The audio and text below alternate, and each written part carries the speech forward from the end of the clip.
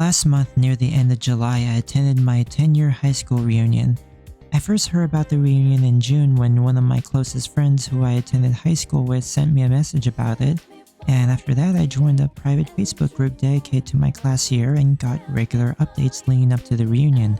Now, he's my only friend that I kept in contact with since high school, and unfortunately he wouldn't be able to go because he wasn't in the area. Even though I haven't kept in contact with any of my classmates besides him, I figured I'd go out of curiosity and I had, no idea what to expect. At first I planned on going to this reunion alone, but I decided to bring two pals with me as support, even though they didn't attend my school. The reunion was hosted at a bar near the school, and the second floor was reserved entirely for the event. It started at 5 p.m.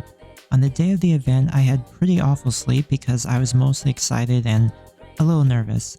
I met up with my two buddies outside and we went in.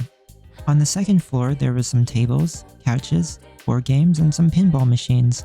We sat down in this couch area chatting while I looked around. Honestly, I couldn't recognize anyone at first, so I didn't really know who to approach first, and my nerves started kicking in too. After about 20 minutes or so, my two buddies went downstairs to grab more water. While they were down there, someone came walking up the stairs and recognized me. He was an old high school friend who I regularly hanged out with but lost contact with and haven't talked to in 10 years.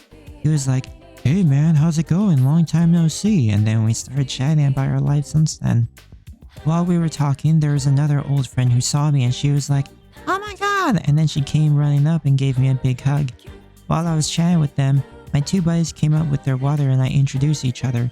They decided to go back to the couch area and play some of the board games next to it, and I told them I was gonna go chat around and I'll join in on them and check on them from time to time. I'm glad I got to meet two old high school friends again, because with them I was comfortable enough to sit around the tables and make a circle talking to people and introducing myself, so I was chatting up people that I never even talked to during my time in school, and I exchanged social medias. I was surprised that some people did remember me when I mentioned my name, but a few didn't remember until I showed them an old photo of how I looked back then. Earlier in the morning, I had an energy drink to help me survive the day, but around 7 to 8 p.m. the effects started wearing down and I was getting really sleepy. While I was joining in on the conversation with some classmates, I was sitting on this couch. I was like, "Wow, this is really comfy," so I laid down, set a timer, put on some headphones with relaxing music, and took a nap for 10 minutes. If I didn't set my timer, I honestly could have fell asleep at my own reunion.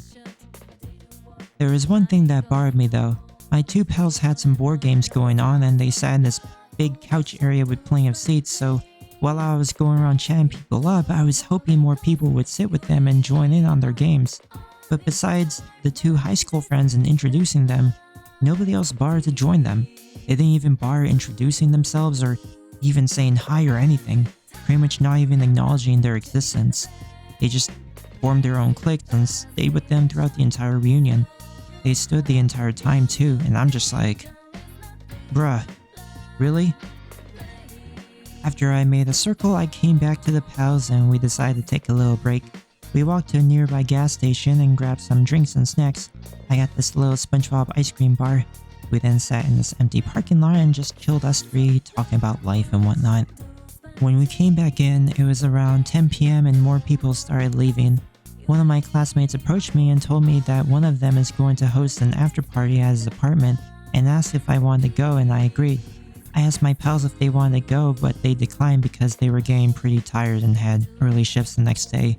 I gave them some bro hugs and they left. I got into an Uber with two other classmates and got dropped off outside the apartment. We rang the doorbell and went inside. It was a really cozy apartment. They had alcohol packs available, but I opted to drink water, just like at the bar. After everyone got their booze, we walked up to the rooftop and they had this little fire pit thingy. Kinda wish they had s'mores available, that would have been cool. After we're all just chilling on the rooftop chatting and having a good time, I got to exchange my social media more and got extra followers and ads.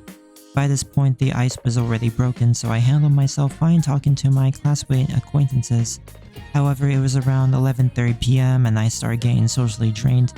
I started just nodding and giving simple responses like, "Yup, okay, oh cool, wow."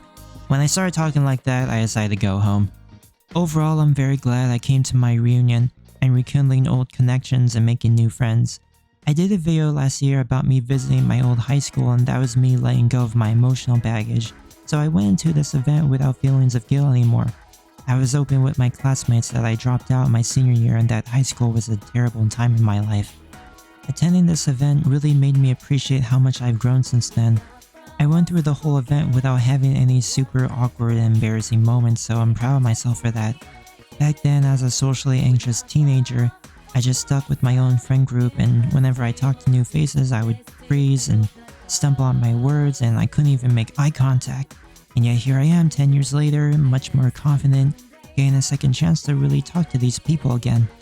I definitely want to go to my 20-year reunion and so on.